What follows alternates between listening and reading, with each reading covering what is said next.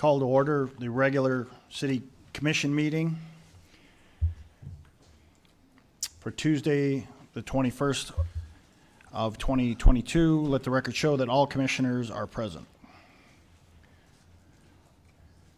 First item up is the order of business.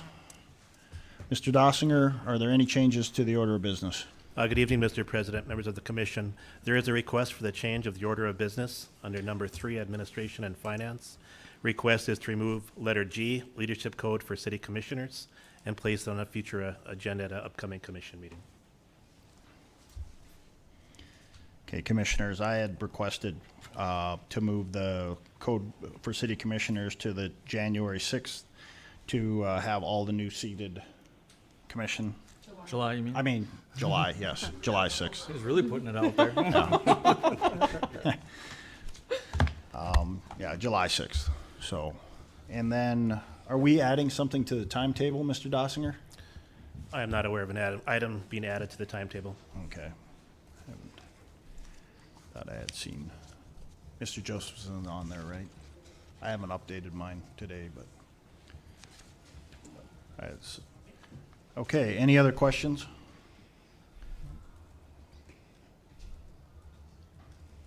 If not, I'd look for a motion on the amended order of business. I'd move to approve. Second? A motion to approve by Commissioner Soboluk, second by Commissioner Frederick. Any further discussion? Not all in favor of the amended order of business, state aye. Aye. Aye. Motion carries. Next item up is the consent agenda. Commissioners, are there any items on the consent agenda you wish to discuss? Not, I'd look for a motion on the consent agenda. Mr. President, move to approve. We have a motion to approve by Commissioner Frederick, Second? second by Commissioner Soboluk. Any further discussion? Hearing none, we'll vote. Mr. Frederick, Aye. Mrs. Soboluk, Aye. Ms. Walla, Aye. Mr. Oderman. Aye. Chair votes aye. Motion carries. First item up this evening is the 11th Street West Phase 2 cost share, and this will be handled by Interim City Administrator Dossinger. Thank you, Mr. President. There were preceding meetings with the prior city administrator and interim engineer Marshak regarding the paving of 11th Street West. In December of 2021, the city had made a commitment to complete the extension of 11th Street West in participation with the T-Rex Mall project. The total cost for the 11th Street West Phase 2 construction cost is $98,353.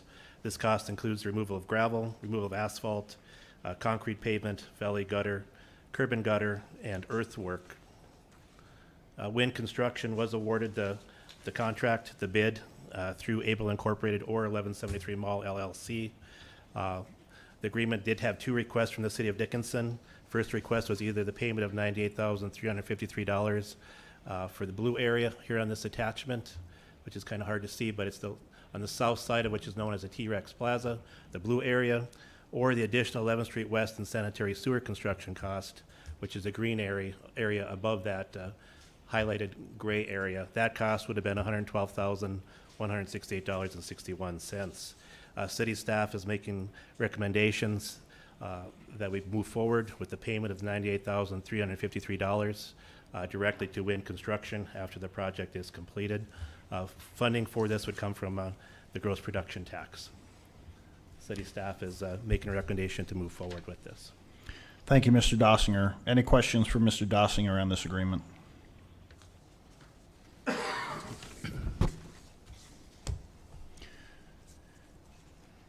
Hearing no discussion, I'd look for a motion.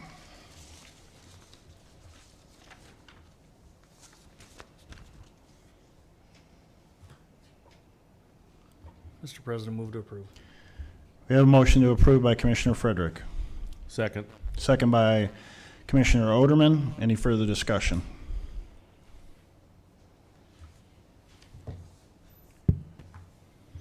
Hearing none, we'll vote. Mr. Frederick, Aye. Mr. Oderman, Aye. Ms. Walla, Aye. Mrs. Soboluk. Aye. Chair votes aye, motion carries. Our next item up is our sales tax discussion, and this will be handled by Interim City Administrator Dossinger and City Attorney Winko. Thank you, Mr. President. There has been discussions regarding increasing the city sales tax by 1%. Attorney Wankel has put together a presentation on what does this require, how is this accomplished, and how can the ordinance be initiated. After Attorney Wanko's presentation, city staff is looking for direction from the commission if they would like to proceed forward. At this time, I'm going to ask Attorney Wanko to proceed with her presentation. Thank you. Mr. President, Commissioners, as City Administrator Dossinger had indicated, we had put this informational presentation together to give you an idea and some background on what needs to happen in the event that you desire to move this forward. So just want to begin by explaining what we're going to be talking about as far as what our current tax rates are, where we fall within the state, the process of changing that, and the proposal and how to do that. So, as you are probably well aware, the current sales tax allocation, the sales tax in Dickinson is 6.5%. 5% is allocated to the state sales tax, with 1.5 being allocated for the city's sales tax. This is just a diagram or a chart that identifies where we are currently sitting with other municipalities in the state. I would say, based on the chart, that Dickinson is middle of the road. We're certainly not the highest, but we're not the lowest either. This is a chart that just represents, again, where we fall as far as other municipalities in the state. Again, we're not the highest, but we're not the lowest. And all of this information is available currently at the office of the State Tax Commissioner. This is updated very regularly by their office, so this information is very current. So, getting to the sales tax allocation.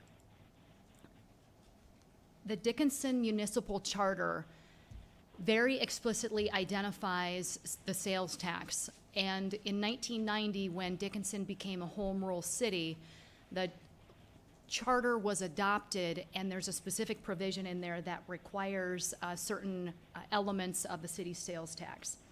And our Dickinson Municipal Code specifically references a certain amount of tax that would be imposed on various items. It's kind of hard to read, but I'm sure it's a little bit easier on your own particular tablet there. But those are the items that would be allocated and applied for sales tax. So I won't go into the list, but those are just common items that we apply for sales tax. Then there's also a current use tax allocation, which is also set by the Dickinson Municipal Code. That one is currently set at 1.5%. And the Dickinson Municipal Code identifies what various items are taxed with that use and tax allocation. So let's talk a little bit about how we change the sales tax allocation and what does it require. It requires a change in the city's municipal code via ordinance. And because Dickinson is a home rule charter city, and its home rule specifically requires that any change in the sales tax requires a vote by a majority of the qualified electors within the city of Dickinson. So there are two ways we can initiate that process, but at the end of the day, the Dickinson Home Rule Charter requires a vote by the people. So how do we do that? First of all, we have to have an ordinance eventually that will be adopted, and we can get that ordinance initiated one of two ways. The first way to initiate that ordinance is identified in Article 5 of the Dickinson Home Rule Charter, and I'll talk a little bit about that in a second. And the second way to do it is a resolution that's adopted by the Board of City Commissioners. So let's talk a little bit about exactly what that would require. So the initiation can be done, as I mentioned, one of two ways. One by resolution of the Board of City Commissioners, and one by the Home Rule Charter through a petition of a referendum, so to speak, with a certain amount of individuals signing off on a petition. Once that happens, whatever way that happens to be initiated, there still must be an ordinance passed after a vote of the people. And then once that ordinance is passed, after a vote, it ultimately has to go to the State Tax Commissioner for updating at the State Tax Commissioner's office. So as for reference, as I indicated, Dickinson's Home Rule Charter specifically authorizes the Board of City Commissioners through the powers to adopt various aspects with regard to the sales tax. And so that's specifically identified in our Home Rule Charter. Our Home Rule Charter also gives very specific direction on how we initiate ordinance changes by the people, so to speak. So this talks about option number 1, and what that means pursuant to the city's charter is that a petition must be signed by qualified voters of the city equal to at least 15% of the total votes cast in the city at the most recent city election. This is slightly different than the Century Code because the Century Code has a much higher percentage. What happens after that, the petition shall be filed with the city and contain a request that the ordinance set out in the petition be submitted to the vote of the electors of the city. The city then certifies the petition, and that petition and proposed ordinance is published in the official newspaper, which in this case would be the Dickinson Press. After that, the city would call a special election within 90 days after the final certification, and there's some language in our Dickinson Home Rule Charter that talks about when that actually happens, because if it's a special election versus if it's a general election, and that's kind of a technicality, but it is in there. In the event that that passes by a majority vote by the qualified electors, then it goes back to the Board of City Commissioners to be passed by an ordinance with 2 readings. If adopted, the Board of City Commissioners pursuant to the Home Rule Charter may not appeal or make any amendment to such ordinance for a period of 5 years after the date of the election, except by a vote of 4 to 5 by the City Commission. So that's process number 1. That would require, again, just a recap, a petition to be signed by 15% or more of the qualified electors of the last election. That petition would then be certified to the city. It would go on the ballot for a vote. If it's passed by majority vote, it comes back to this board for a final vote and passage as an ordinance. Then it goes to the state tax commissioner. The second option is to have this board initiate its own resolution by the commission. And the resolution doesn't pass the ordinance. The resolution is simply a resolution that indicates that this board feels it's a priority or imperative to increase the sales tax and how it would be beneficial to the citizens of this community. That proposed resolution then leads to a proposed ordinance, which eventually has to again be adopted and voted on by the qualified electors of the city. If it is passed by a majority, then it comes back to the Board of City Commissioners to be approved by an ordinance.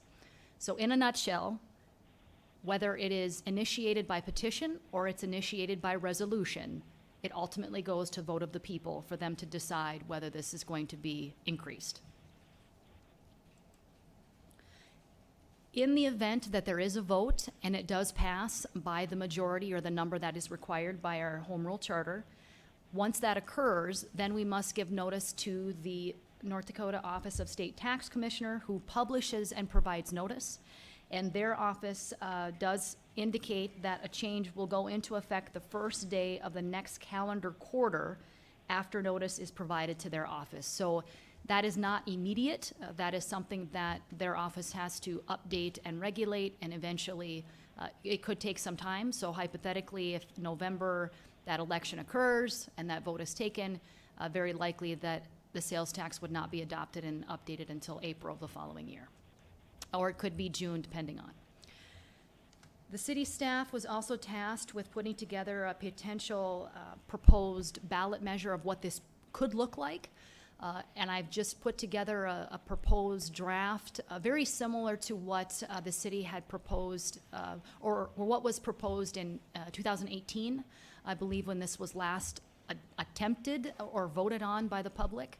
And in conjunction with Ms. Carlson and Mr. Dossinger, this reads that the purpose of this sales tax would be to fund property tax reduction, special community projects, and capital projects. And again, that can be modified accordingly depending on the needs or desires of the commission or the people that would initiate the ordinance. And essentially, the proposed ordinance amendment would require us to change section 35.020 from 1.5% to 2.5%, as outlined there in red. And we would also have to add an additional provision to section 35.090, was the dedication of tax proceeds, because our code would have to be updated to identify specifically where that additional 1% of tax is being allocated. And again, this is all proposal and hypothetical at this point, and just for informational purposes only, but that is what it proposed ordinance could eventually end up looking like. And again, I think this was talked about in 2018. I also was searching my records and came across some paperwork that a former city attorney, Matt Colling, had worked on in 2016, when I think this was also talked about, but I don't know if anything ever moved forward at that time. Any additional information that if you desire to find is very readily available at the tax office with the Office of the State Tax Commissioner. So I would have any questions if anybody has any further discussion or questions. Commissioners, any questions for Mrs. Winko or Mr. Dossinger?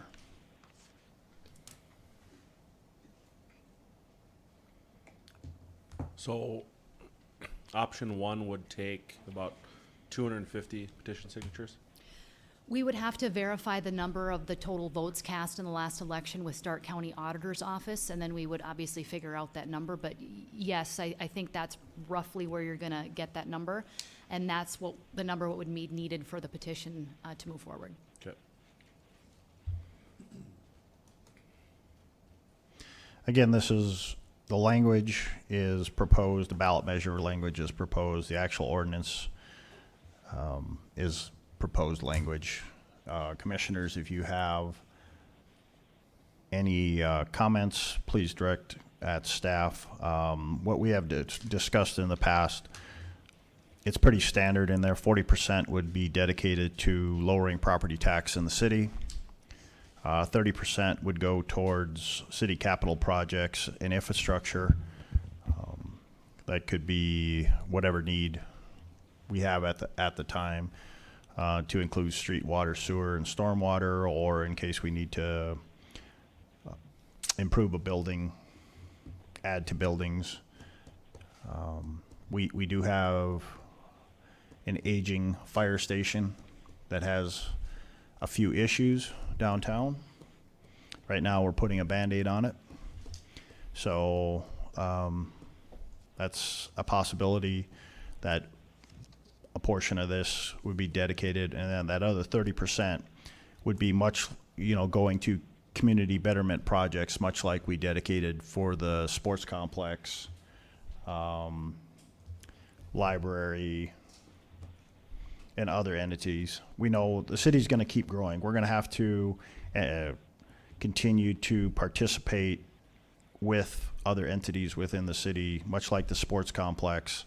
I know we have a growing hockey program, and they've come before us. We have other entities that are coming. The Arts and Humanities Project, where it's just going to keep going. So I think the biggest thing here is that we can take a chunk out of property tax with this sales tax. It's a consumption tax. Everybody pays for it, and especially with us, because we are going to be the gateway to the Theodore Roosevelt Presidential Library. There's going to be hundreds of thousands, if not millions of people that are going to travel to that library. They're going to be passing through Dickinson. They're going to be staying in our hotels. Medora does not have the capacity. What better to help pay for a lot of our expenses as those travelers? And that's why I think this is, of all the taxes that we have to impose, this is one of those that will greatly help us. And we can help out our citizens by putting 40% of that 1% towards property tax reduction. I think that's the biggest thing we can look at right now. Projects are going to keep coming. Capital projects, community betterment, but I think we can help out our residents here with that 40% property tax reduction coming from this 1 cent. So I think we'll have probably during the budget session a little bit more discussion about this, but I would like to see something possibly July 6th on the agenda so we can move forward to make sure that we get, if we're going to do this, if we do the resolution, Attorney Winko, if we just do the resolution, we don't need the signatures, right? Correct. We do it either option 1, resolution, or we Right. do it option 2, and that's not done by the city, that's done by the people, essentially, through the petition process. Right. But if we do the resolution ourselves, it still goes to a vote. Correct, Right. absolutely. So we can get it on the ballot in November then. Yes. So we'll have that, unless you have further discussion, I think we'll have that. We'll kind of get an outlook at the budget to see what some of our priorities are coming up, especially infrastructure priorities. But I do think this would be something that we need to do within the city to offer some relief to our property owners. And this will help. It'll help across the board.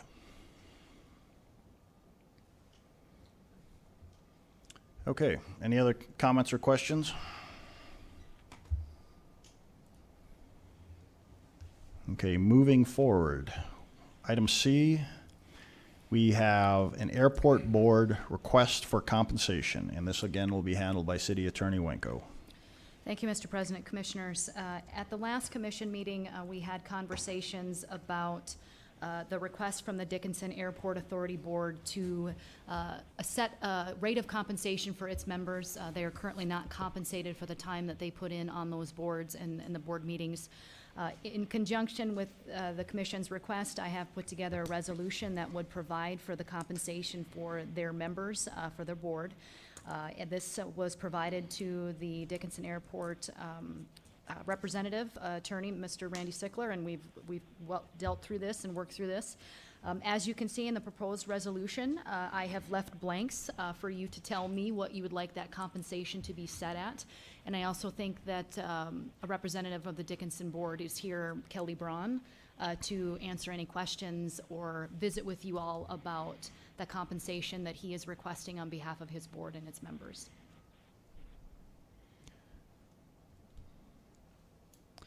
All right, Commissioners, I know we had some discussion about this last time, and like Attorney Winko said, Mr. Brown is here if we have any questions for him. Typically, I remember sitting on the board, the meetings, typically I say about 2 hours. Have they changed any, Mr. Oderman? Typically? Yeah, you can come up, Mr. Brown. And I think we had 2 hours, you would say that typically the meetings are? Roughly? Okay, depending on what's on the agenda, right?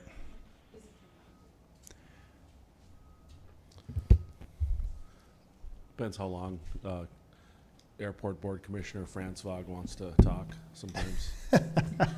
We'll make sure that gets in the minutes. So.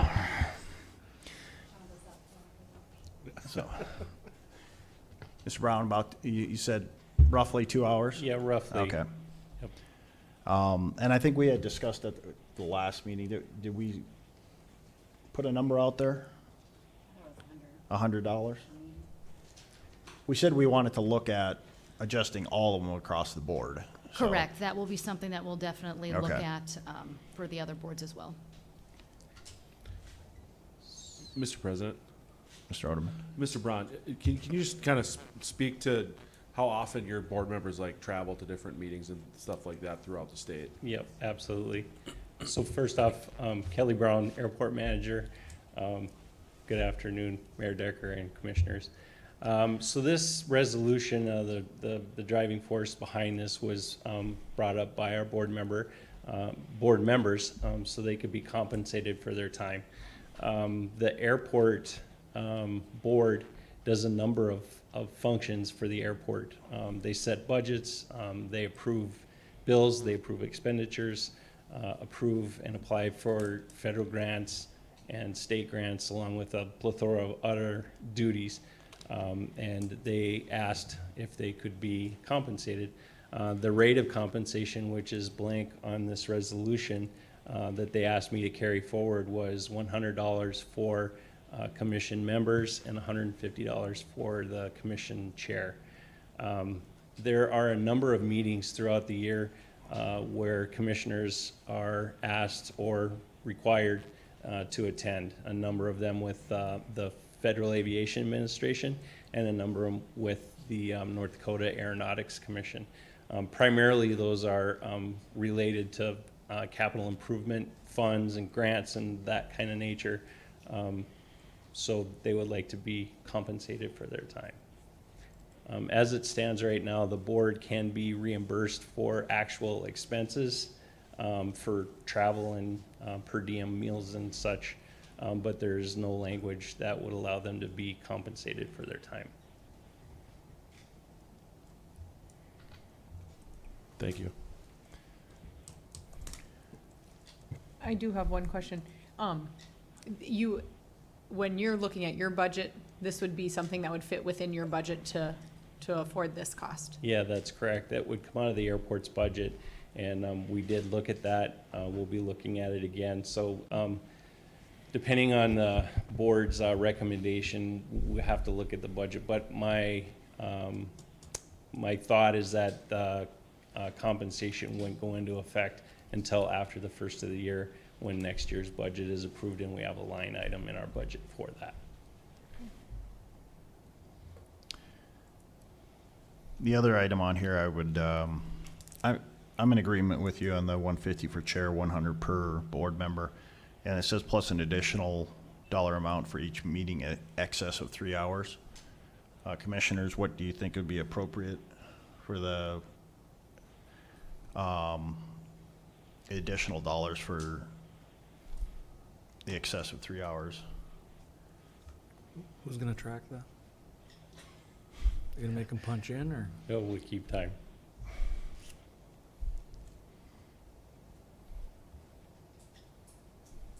We can just set it to, I mean, this is a draft amendment. We could just set it that it's the set amount, even if it goes over 3 hours.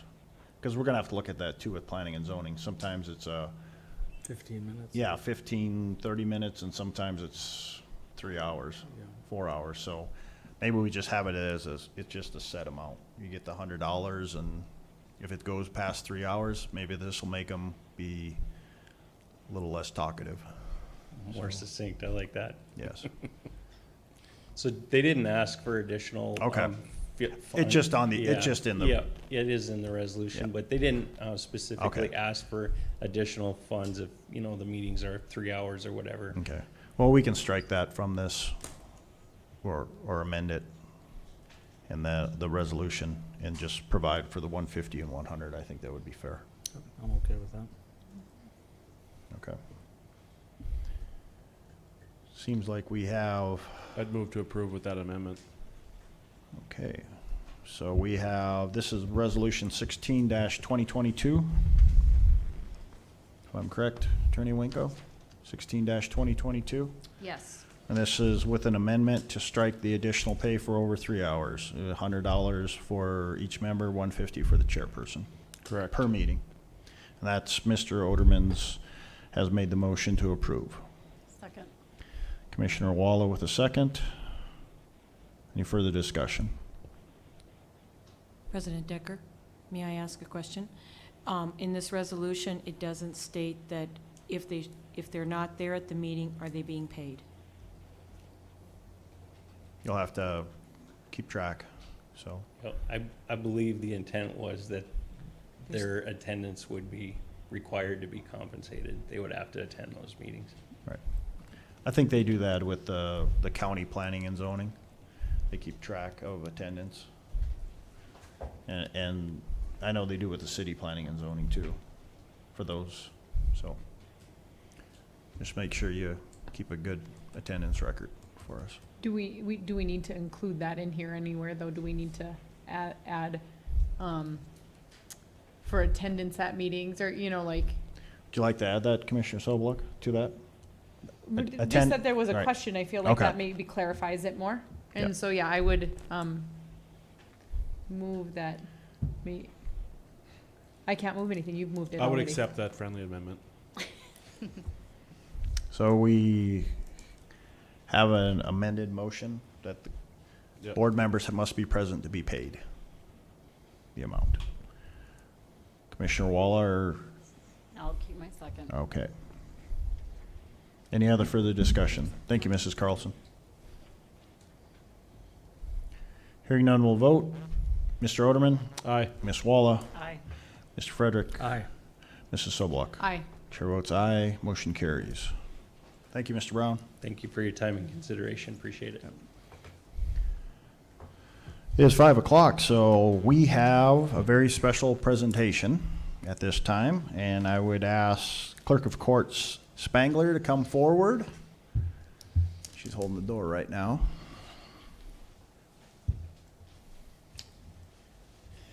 We have a distinguished guest this evening that has served the city for 40 years, and I'll let Clerk of Court Spangler speak a little bit to this. Thank you, Mayor and Commissioners.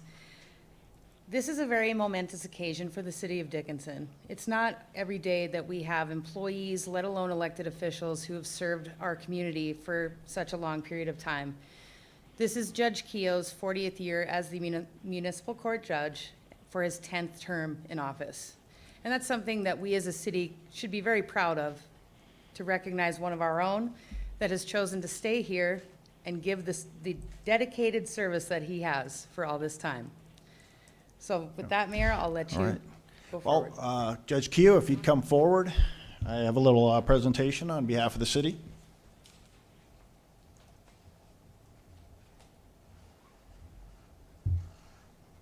Thank you, sir, for your dedication and the time on the bench. It's been 4 years. On behalf of the city of Dickinson, we'd like the Honorable Robert Keogh to be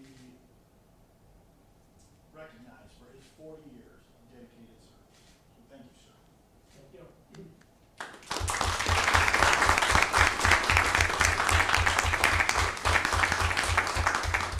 I want to thank the commission, you know, this wouldn't be possible without your support.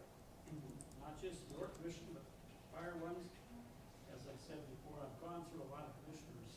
I'm not sure if that's good or bad, you know, but they didn't, I guess I outlived it. Thank you very much. Thanks to our prosecutors. I don't know if you know the work they do for the city. And every week they're there to help, and I appreciate that very much. Thank you, sir. I think it's been a pleasure. To be honest.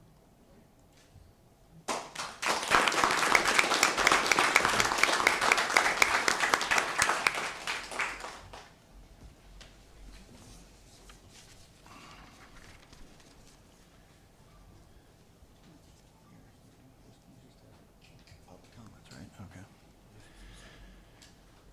All right, we'll move on to public comments, not on the agenda. If there are any members of the audience that wishes to come forward and bring to our attention any items not on the agenda this evening for the city of Dickinson, please come forward, state your name, and let us know your concerns or if you have any questions of items on the agenda this evening. So does anyone have any questions? Also, you can, if you're watching online, you can call in at 701-456-7006.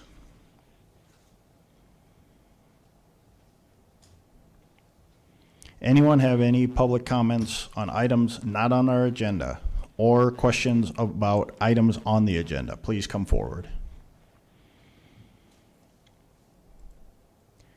Anyone with any public comments?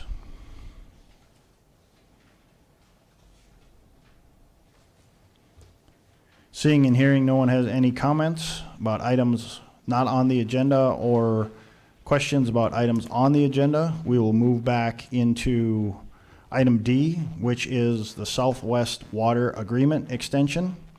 And this is a consideration to approve, and this will be handled by City Attorney Wenko. Thank you, Mr. President, Commissioners. Enclosed in your packet is an amendment to extend the current and existing contract for transit of service area that the city is currently has in place with the Southwest Water Association. City staff has met with representatives of Southwest Water on multiple occasions to discuss this agreement, to work out and fine-tune its terms, and essentially it addresses the issue of how we deal with expansion in the outskirts of city limits, past city limits, and that extra 1 mile zone, working through development, what we're likely to see, and had some very good, very thorough discussions with Southwest Water. City staff have reviewed this amendment. All it does will extend the existing agreement for another 5 years, and then we have the opportunity to renew after that. I've reviewed it, I've approved in its current form. City staff have reviewed and approved as well, and we would stand for any questions that you may have. Thank you, Mrs. Wenko. Any questions for Mrs. Wenko or city staff on this agreement?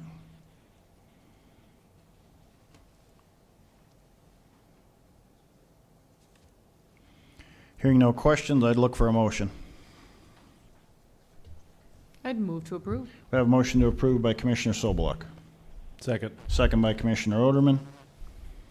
Any further discussion? Questions?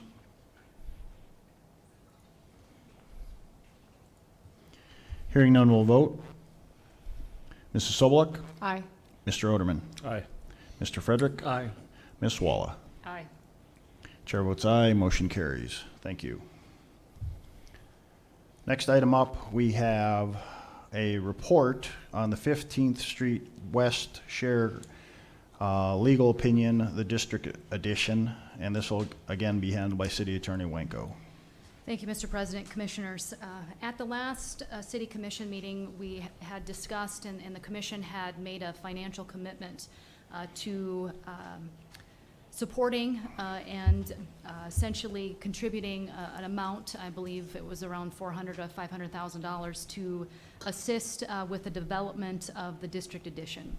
And during that discussion, I had raised a concern as to whether the city's involvement would require any sort of public bidding to meet the requirements set forth in the Century Code.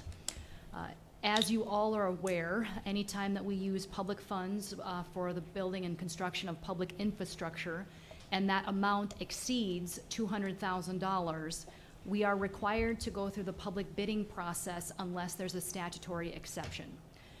Based on the discussion that we had at the last meeting and my understanding of the project, I don't feel that there's going to be a statutory exception.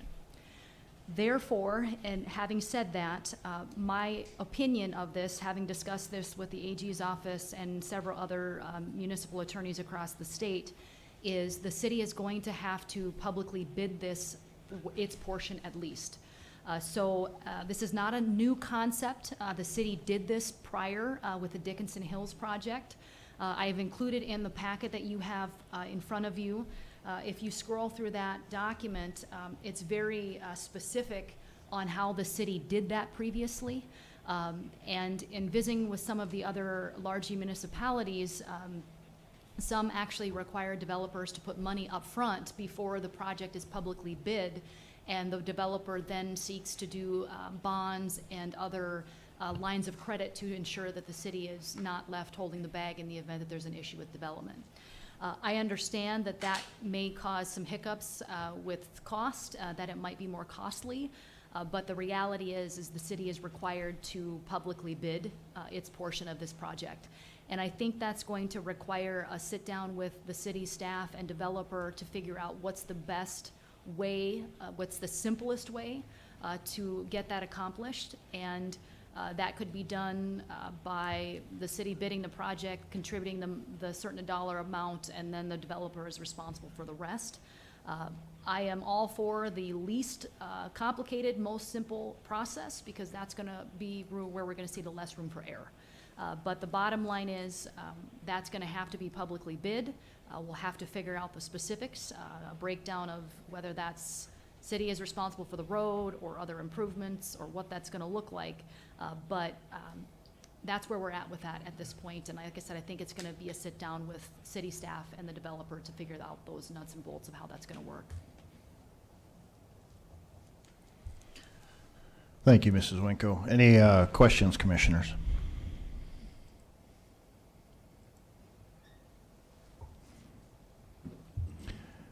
I foresee this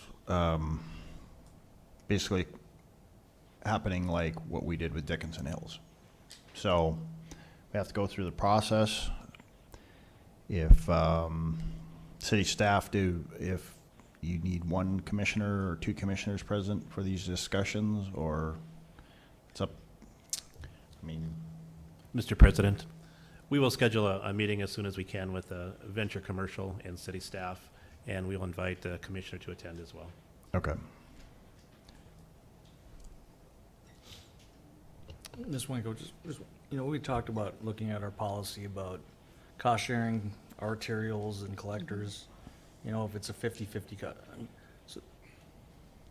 So that would mean any of that arterial or collector roads that we would participate in would have to do the public bidding process? Correct. Anything over 250, 200,000. 200,000. So when we do look at rewriting that policy, I guess we'll have to make that clear, so. Yes, I think having a policy is a great idea. I think that we just have to be mindful that, we are expending public monies for public infrastructure, and that's the key that requires the public bidding process. Okay. Any other comments? This is a report, so this doesn't require an action. I see members of the developers in the audience, so I would say make sure you have questions for city staff during this meeting. So unless there's other questions from city commissioners, we'll move on. All right, thank you. Our next item up is a tax increment financing, and this is sort of a report by our finance department. This is policy change for the city. We've had a lot of interest in the city to develop properties that are right now sitting empty. So we are trying to find ways to encourage development within the city.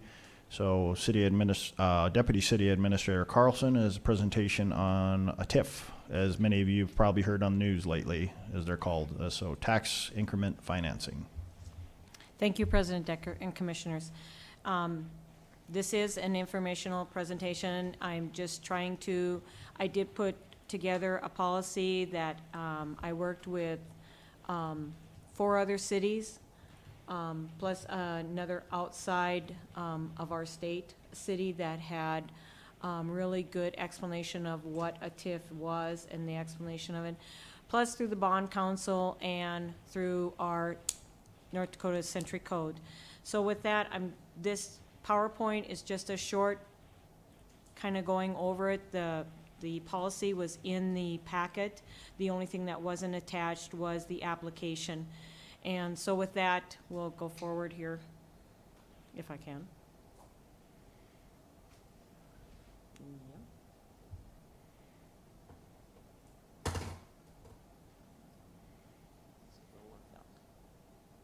Oh, there we go.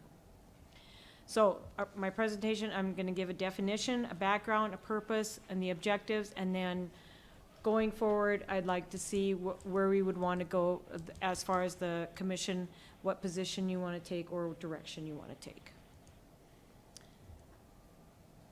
Okay, what is a TIF? A tax incremental financing is a special funding tool available to local municipality that spurs economic development which otherwise would not occur. With the tax increment district, that is how it's created. Property owners within the district continue to pay the same property tax rate as those placed into a special fund that is used to pay for the project costs. Once all costs incurred by the creation of the tax district are recouped by the additional tax increment created, is closed, that district is closed, then the additional property taxes created are shared with all the taxing entities, meaning the county, the parks, the schools. So then when the taxes become full value, then those taxes are shared with all entities, not just the city. And then the use of a TIF varies from project to project and district to district, and I kind of put that into the information just to kind of explain, because most of it is under the urban renewal of the North Dakota Century Code, which includes a district, so they have a certain area of lots that they may do. But when I put this together, I wanted to put it as a specific project of maybe an abandoned building or a district, so it includes both. The background of a TIF, like I said, it's through the North Dakota's Urban Renewal Law, which is Chapter 40-58, and generally authorizes a municipality to use private enterprise and public resources, including tax increment financing, to pay for the development, rehabilitation, or redevelopment of a renewal area under renewal plan. And with that, it encourages voluntary rehabilitation of compelling repair or deteriorating structures and redevelopment of areas. So a municipality has all the powers necessary or convenient to have the purpose of the urban renewal, including the authority to adopt, modify, and amend necessary renewal plans and to undertake and carry out renewal projects. With that statement, what I'm trying to do is, in that policy, it is the sole discretion of the commission. It is a case by case, whether it's an area or a project.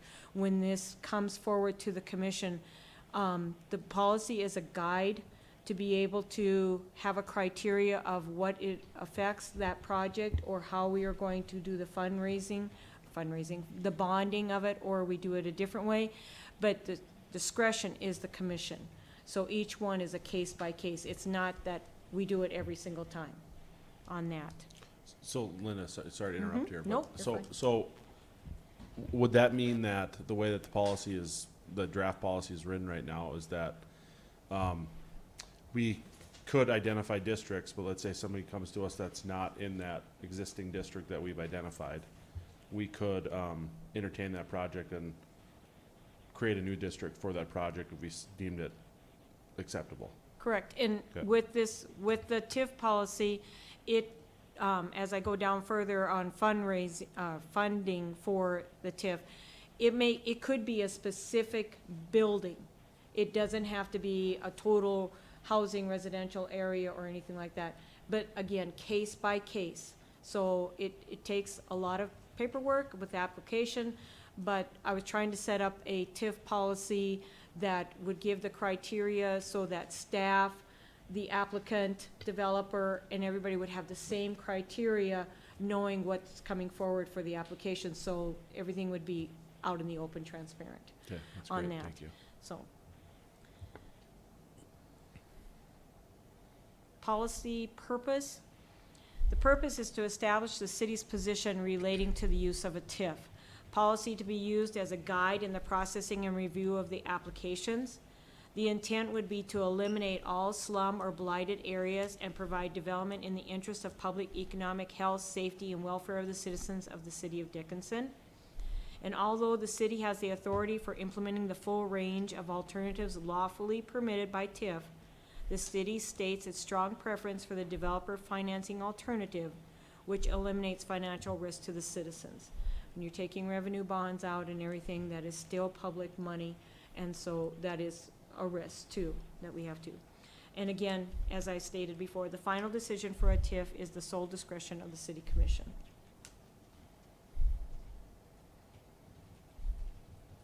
Objectives of the TIF: to create opportunities for affordable housing, to encourage additional unsubsidized private development in a blighted area, either directly or indirectly through spin-off development, That could be like a mall. So what that means, if one developer comes in with one targeted retail, but yet it could spin off to other retails and other developments, this could be in a district type thing. To assist development or of undeveloped commercial or industrial property that has been unoccupied for a significant period of time. Again, a one project commercial building. To remove blight and or encourage redevelopment of commercial and industrial areas that result in high quality redevelopment and private reinvestment. To spend public economic dollars and resources wisely to promote redevelopment and development that is consistent with the city's comprehensive plan. Provisions of a TIF. There are provisions, just like everything with the century codes. You have to have specific things that happen. The implementation of a TIF district requires the commission to adopt a resolution of necessity for that project. So it always takes a resolution to be able to come forward with that. Establish the funding criteria, and this is what I was talking about. The city must have an agreement with the project developer, which must be heard at public hearing, and a notice to prospective competitors of the project developer, so it has to be public. The provision of financial assistance is at the sole discretion of the commission. It is the intent of the city to provide a minimum amount of tax increment financing assistance for the shortest term. The city's other option is to grant a full or partial property tax exemption on an existing structure used in the project pursuant to the North Dakota Century Code 40-57.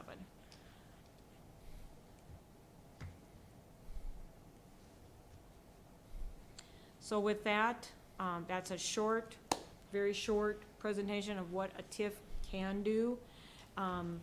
So if you have any questions, I'm open up for discussion. And you had the policy within your packet. It's just a draft, it's the first draft. But we do have a lot of developers coming in, and the city is wanting to be able to help with the support of development in the city. So if this is something of the direction that the commission would like to continue, I would like to be able to go forward with updating with staff and more staff, and then the commission to make sure that we, and especially Attorney Winkle, to make sure that we are following all the century codes on this, because it does take quite a bit. Thank you, Mrs. Carlson. Any questions for Mrs. Carlson on this TIF presentation? Mr. President, Mr. Oderman? I think this is fantastic. Linda, thank you for bringing this forward to us. This is something that I personally think that I'm really glad to see that we're pursuing this, because it's something that has been kind of a crusade of mine for 2 years since I've been on the commission. But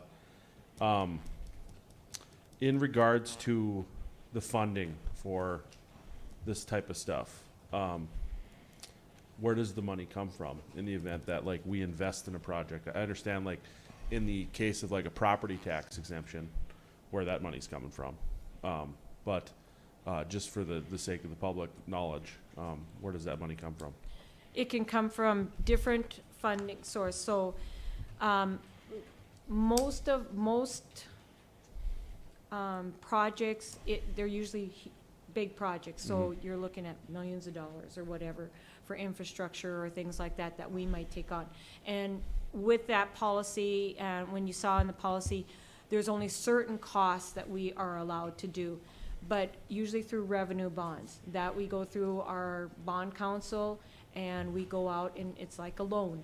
It's on our revenue. A revenue bond is money that is borrowed against our revenue coming in. Could be tax, property taxes, sales tax, the gross production tax, our oil tax.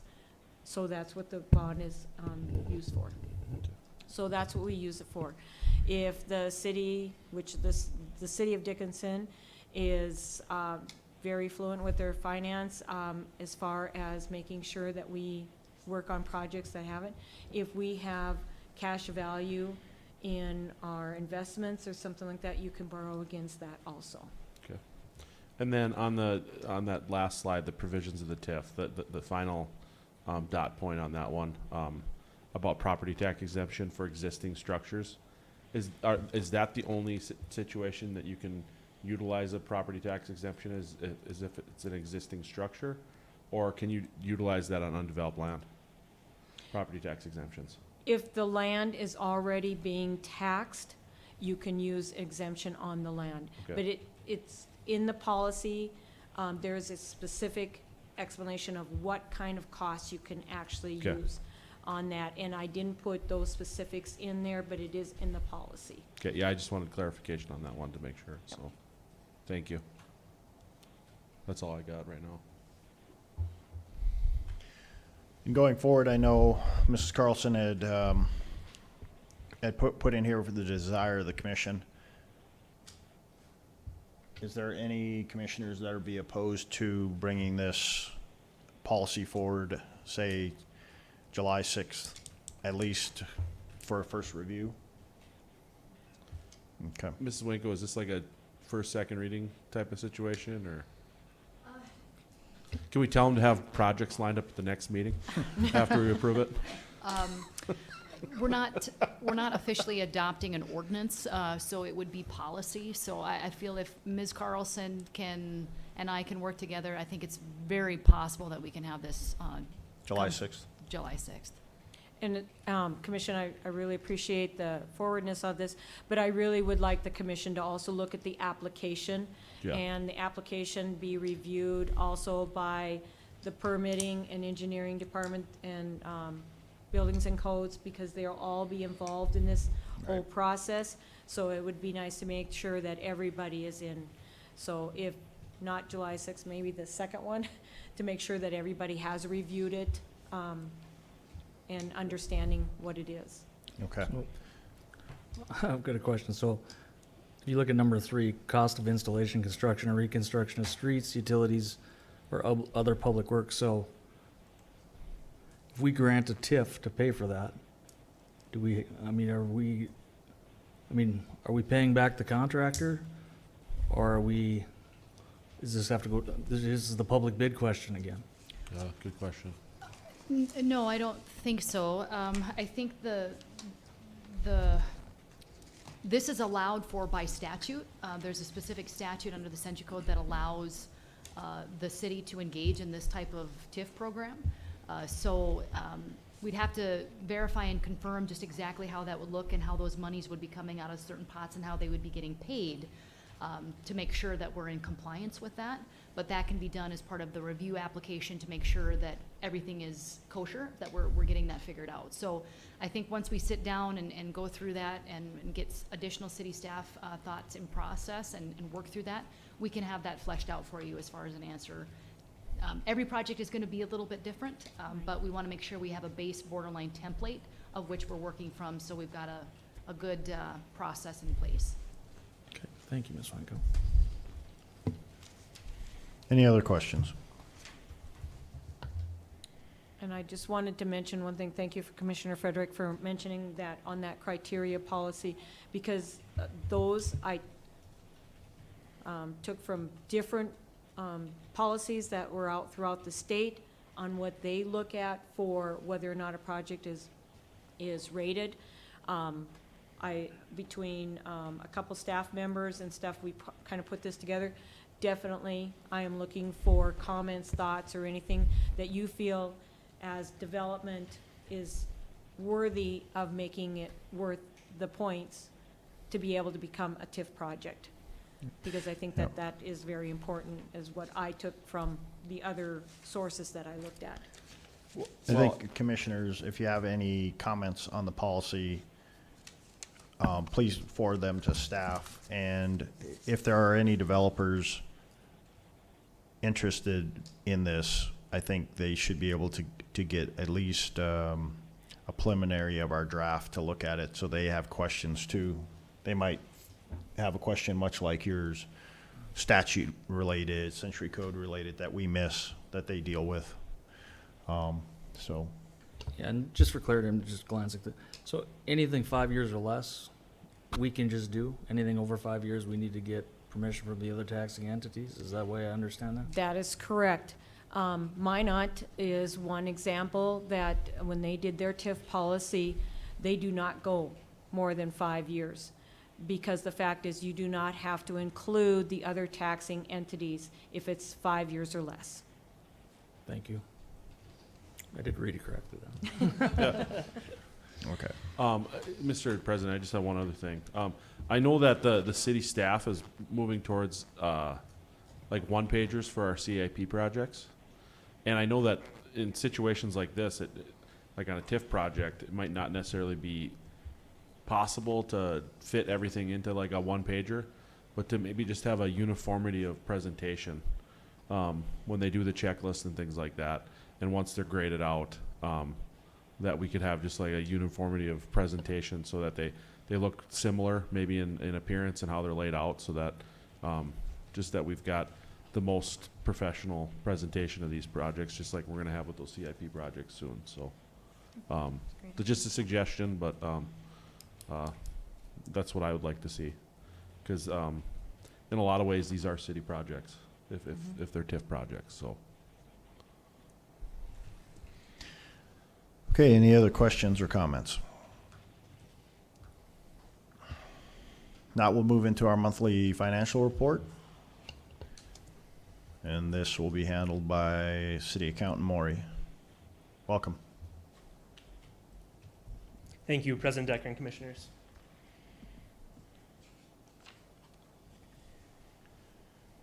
What you have before you is our financial report as of the end of May of 2022.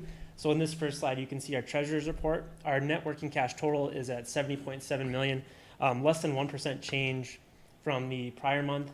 So we're right exactly where we were previously in our net working cash. On our investments, as we've talked about previously, we make our contributions at the beginning of the year in our pension funds. So we are slowly seeing these decrease throughout the year, and then we'll talk about these more in budget as far as what will contribute again going forward into next year. But we're at about $36 million right now, so a slight decrease, and we'll continue to see those decreases throughout the rest of this year.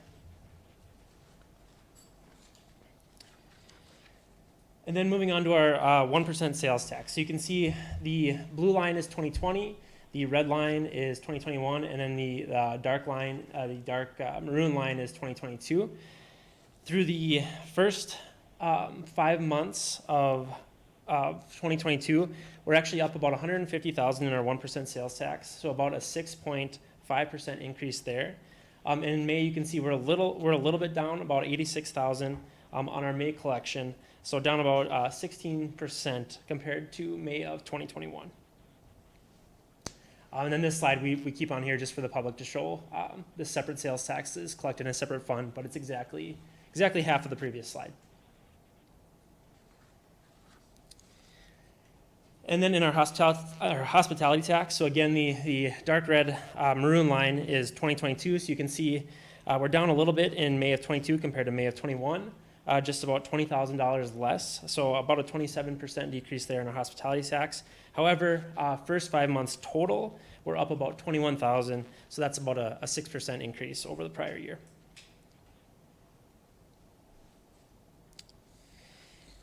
In our occupancy tax, so again, you can see we're just a little bit higher in May of 2022 compared to May of 21, just about $1,000 higher, so about a 6% increase there in our occupancy tax. First 5 months total, we're up about $19,000, so about a 26% increase over the first 5 months of 2021.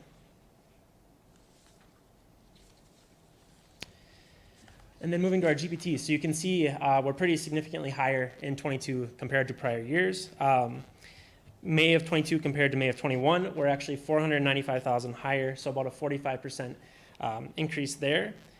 First 5 months total, we're about $1.7 million higher in the first 5 months of 22 compared to 21, so that's about a 34% increase there. And then our budget versus actual slides. So you can see the green and blue slide on the left is our general fund revenue. At this point, our benchmark would be about 42%. So we're a little higher than what our benchmark is in revenue, which is great. So we're collecting more than we projected at this point, about 50% of our budget. And then on the chart on the right, the red is what we've spent. So again, we would expect to be at about just under 42%. and it shows that we've spent 38% through the first 5 months. So we are still under budget as far as on a month-by-month basis.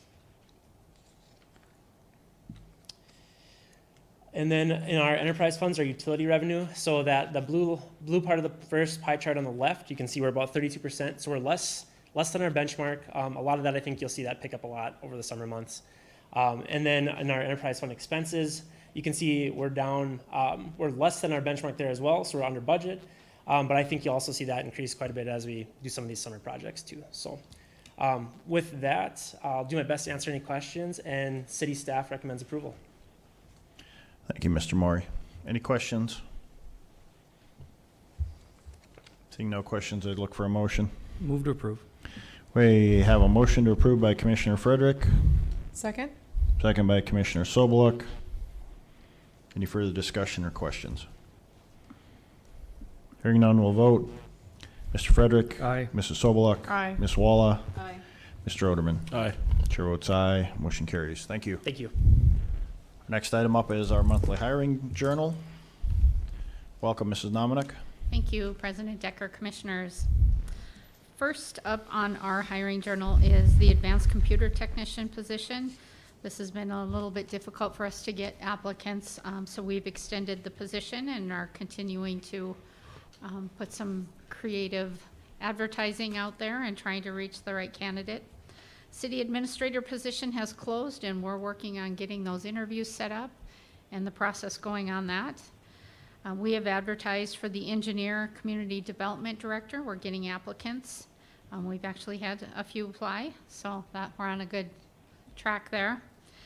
GIS technician, again, that's been a pretty tough one to fill. We've had several rounds of interviews and some offers and people declining, and I think just not probably wanting to move here for the pay grade that we have this position at. So again, we're gonna regroup on this and come up with some new ideas on how we can move forward on filling the GIS technician. Limited hour library assistant, we've had 4 openings. Those have all been filled, and they've all got start dates or have already started. So that's really great. The part-time firefighter position, we had 3 in our last round, 3 in the background right now that came from the DHS Firefighter Academy. So we're moving forward on that, and that's always good to see. Animal control supervisor, we have opened that internally only. So we'll be doing interview on that soon. Police officer, we have several openings. We've had 3 in the background phase, and then we reopened it since we still have more positions to fill. The building inspector too, again, has been one of those positions that's been difficult to fill. So we're gonna keep that open until filled. Seasonal code enforcement, we did fill that position, and she's been working with us for almost a month now. Seasonal museum worker, we did fill all of those in the museum, and the seasonal paleontology assistant. So the museum is good right now with their openings. Facility operator, we were in the interview phase in that position. We had 1 opening. Buildings and grounds seasonal positions are full. We filled all the positions that we had open there. Same thing with the forestry seasonal positions. We have filled all of those. Scale service representative, we recently had an opening. That person started the middle of May, and then the other person just gave us her resignation. So we'll be looking for a scale service representative again. So that will be open soon. Solid waste disposal operator, we have open until filled, not getting any applicants for that position. Solid waste recycling operator, we are in the background phase. Interview phase on that one. Seasonal utility laborer, we're full there as well, filled all of those positions. Fleet mechanic supervisor, we had open internally only in the interview phase for that position. Seasonal street labor, have not had much luck on that, and summer's already well on its way. We're gonna stop looking for that position, those positions. Then we had some full-time openings in the street department as operator. We're in the interview phase on that as well. So that is all the positions we've got open right now. Thank you, Mrs. Nominick. Any questions for Mrs. Nominick? Any idea why we're not getting applications? Is it our pay level, or is it? You know, it's hard to say. I don't know. It's not just us. You know, I've been to conferences, local and regional, you know, national conference, and everybody's saying the same thing. It doesn't matter what industry you're in. Everyone's looking for employees. So it's really hard to say why they're not applying with us. And then on building inspector too, are those 6 applicants, are they, there's nothing past that, were they qualified applicants, or? It's the same ones, you know, again, that we haven't had any new ones since the last time we talked about it. Same ones, the building official did not at this time feel like he wanted to interview any of them. So we'll be reviewing it real soon here. I'll sit down with them and we'll kind of go through all of them to see if maybe some of them we want to interview.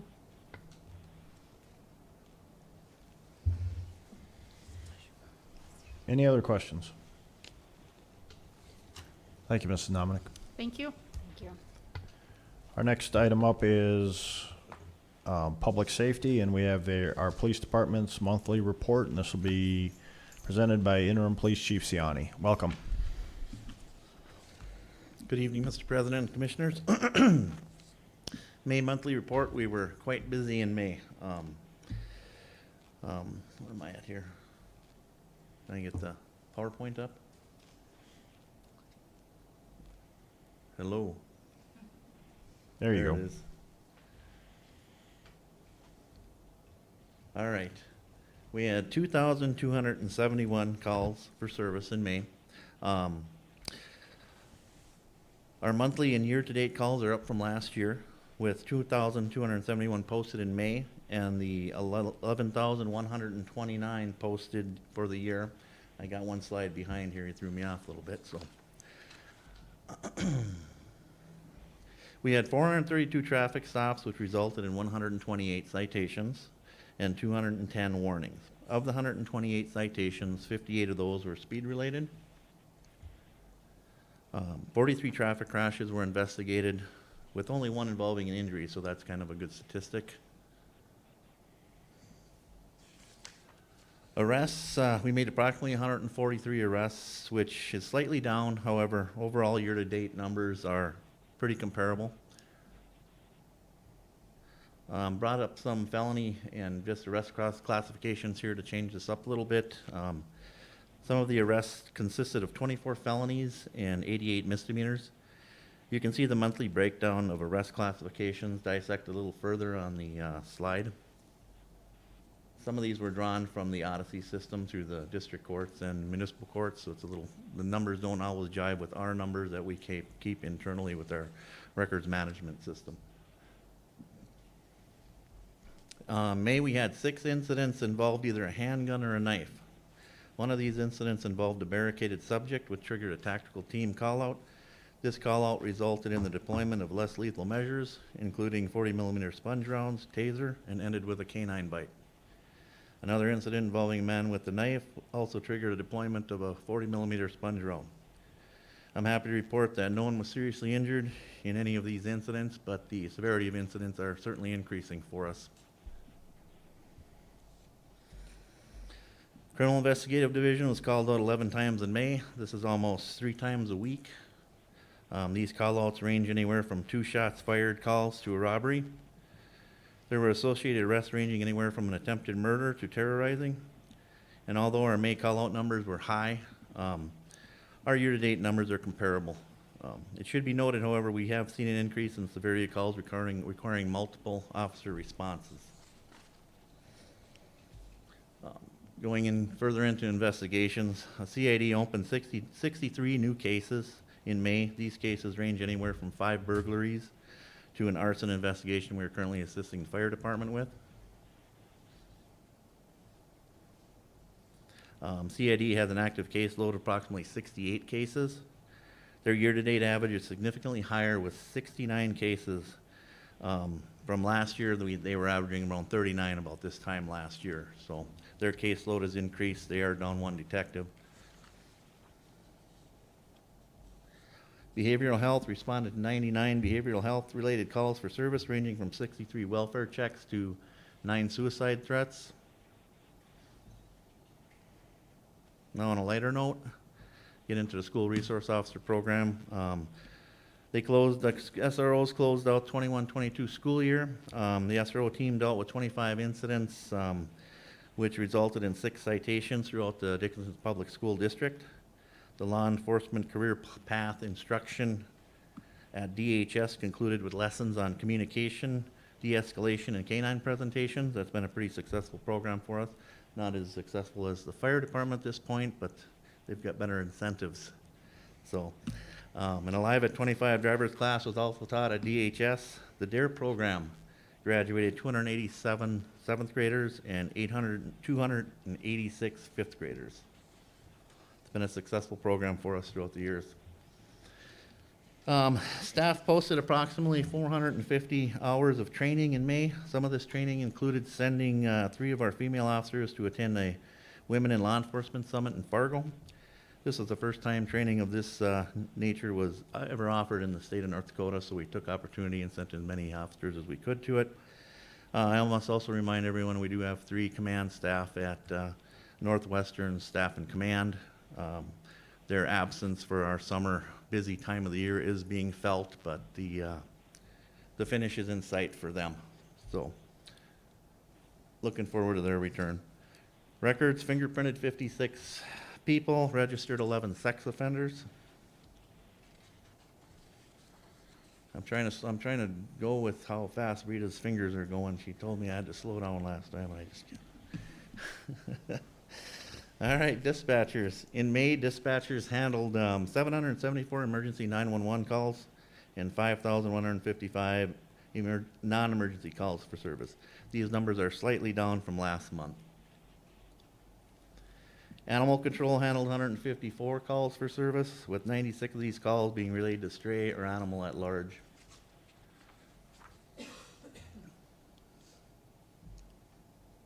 Um, 93 animals were physically impounded. These impounds range from 61 dogs to 31 cats. Only 21 of the 93 animals impounded remained at the pound, which is good numbers for them. I Got Caught program is a safety helmet program for kids and their bicycles. So that's in full effect here, and kids that get caught by patrol staff are issued a summons per se to get themselves a free ice cream cone from Dairy Queen. Kind of a popular program around town. Guys like participating in it. We participated in the 2nd annual Touch a Truck event. We had the Bearcat, a patrol car, and McGruff deployed at that event. That one has grown significantly. We sent representation of the Peace Officers Memorial in Bismarck, where Senior Officer Tyler Mahoney participated in the Peace Officer Memorial Parade. It was National Police Week in May. With that, I'd like to send out a sincere thank you to the community for all the support we receive year-round, but especially during National Police Week. I truly thank this community for the support we get. And last but not least, and on an emotional closing note, we celebrated the retirement of longtime police chaplain and founder of the Dickinson Police Department's chaplaincy program, Pastor James Hessler. His dedication to the program and the staff of the DPD was uncompromising. He will truly be missed. He will truly be missed. Big thank you to Mayor Decker. He did attend the farewell. We appreciate your presence there, and it was appreciated by Pastor Hessler, I know. So, with that, any questions? Thank you, Captain Ciani. Any questions on the monthly police report? Mr. President, Mr. Oderman. I've got a comment, and it's just because I always joke about it. One of the reasons that the fire department's participation at the high school is so much better is because they got better facial hair. Is that what it You guys is? need to get some wax there and wax those mustaches up. Yeah. No, it's just a joke. I wasn't able to to attend. How'd the softball game go? What? Well, it was a fluke year, I would call it.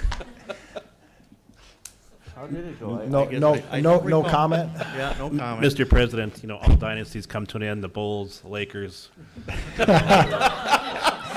The PD's dynasty came to an end, but we'll have to start doing some two-a-days and get ready for next year.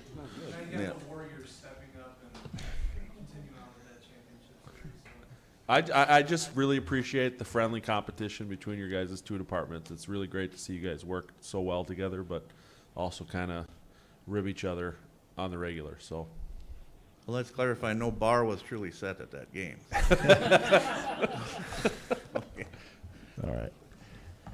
Any other questions or comments? Thank you.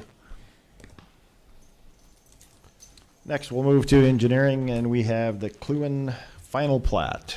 This will be handled by interim city engineer Marshak. Welcome.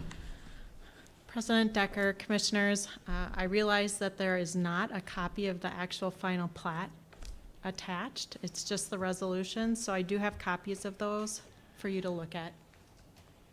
And this will be Resolution 17, 2022.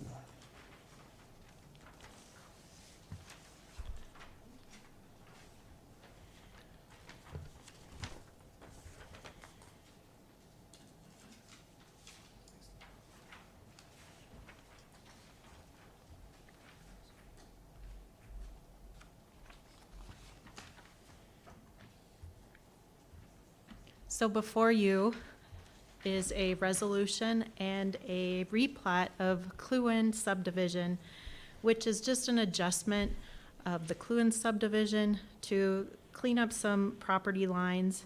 It is located in the ETZ on the west side of our community, and it's approximately 3 acres in size. City staff is recommending approval of this replat. Do you have any questions for me at this time?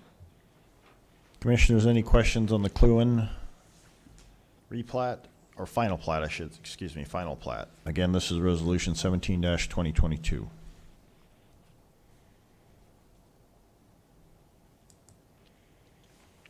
No questions or comments? I'd look for a motion. I'll move to approve Resolution 17, 2022. We have a motion to approve by Commissioner Walla, Second. second by Commissioner Oderman. Any further discussion? Hearing none, we'll vote. Ms. Walla? Aye. Mr. Oderman? Aye. Mr. Frederick? Aye. Mrs. Sobluck? Aye. Chair votes aye. Motion carries. Thank you. Thank you. Now we have a monthly engineering report.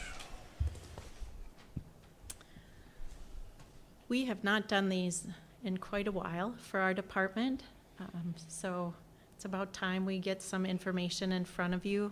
I know we discuss it maybe internally, but you're not all present, or it's not something that the public's able to see. So I know Interim Chief Ciani is going to be a hard act to follow, but I'll do my best here.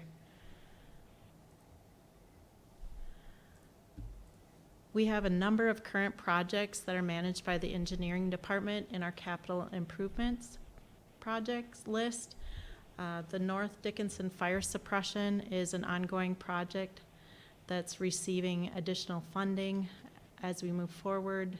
We also have the Crooked Crane Trail Phase 2, which we are working hard to get through issues with BNSF and our alignment. So we are making good progress there. It's just not speedy progress by our standards. So we're happy that they're working with us on moving forward. 4th Avenue East Urban Road Project is something you've recently seen. We've had a bid come in that we rejected for bituminous pavement, and now we've come back and you have approved it to move forward with a concrete design. State Avenue street improvements and Sim Street and utilities, those projects are still moving forward, as is the East Broadway Dam. We're looking at that construction as a rock riffle design. 22 Millen Overlay Project is underway, as is Town Square parking lot. We are moving forward with adjusting that design for the current property that we own and in shared with the Rivera Bank. And we also have our annual sidewalk project underway and are looking for applications. We've had a few, but not as many as in previous years. So anyone out there that is looking to have their sidewalk updated, please reach out. We'd be happy to have that under our project.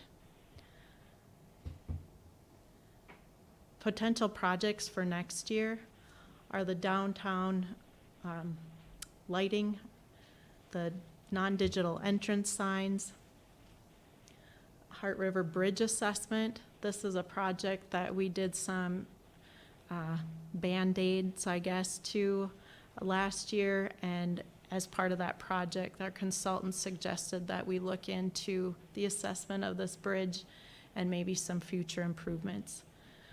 Queen City Dam Emergency Action Plan Study and Update, Pavement Management Update, which is a project we've done previously in 2019 with a company where they come through and they camera all of our streets and share that data with us so that we have a better picture on the quality of our pavement in town, which helps us with our maintenance projects.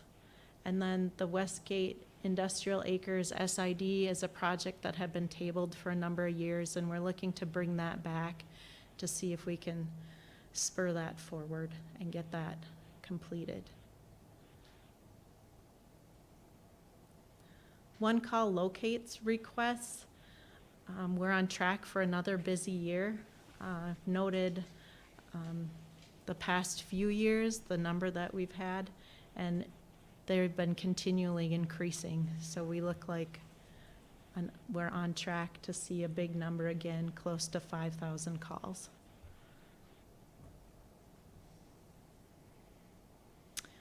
GIS, where are we at?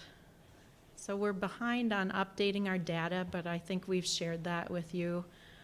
But we've made some great strides in gating what we can share. We've changed up to an enterprise GIS and portal, which gives us a lot more functionality. It's more accessible, and it gives us options for people to get on through the internet. So it's easier to share.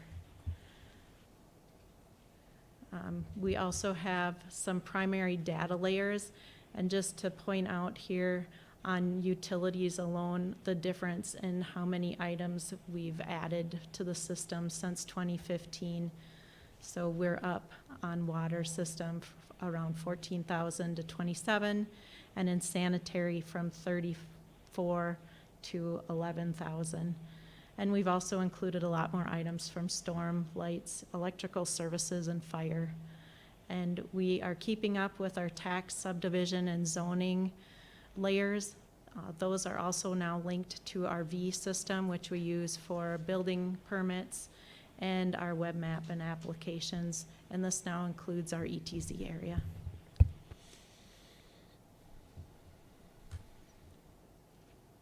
We also are seeing a lot of development projects. I think here's a list of a few of them, and I think we've seen a lot of these come forward even at this meeting to discuss, like the district, and Sundance Coves has been here. We're still working on that DA.